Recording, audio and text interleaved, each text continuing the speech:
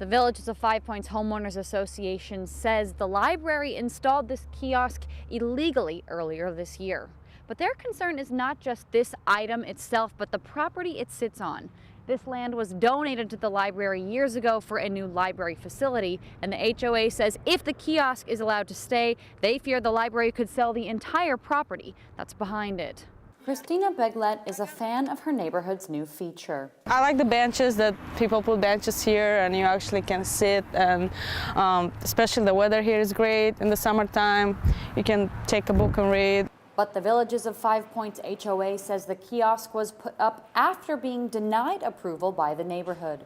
The library is being fined $6,000 for the violation. As such, neighbor Ginny Gritman thinks the kiosk should be taken down. This is all planned development, and we all have to meet approval, architectural design approval and land use approval. We reached out to the Lewes Public Library for an interview and were referred to the board's director, Hugh Leahy. He declined to comment on the situation in 5 Points, but did say the library hopes they can find a, quote, amicable conclusion to the situation. Alice Awad has no problem with the kiosk, but would hate to see the library develop the open space. If the library keeps the parcel of land, they will probably put up an ugly building like they say and ruin the beauty of the community. But Christina thinks this new addition is creating a sense of community.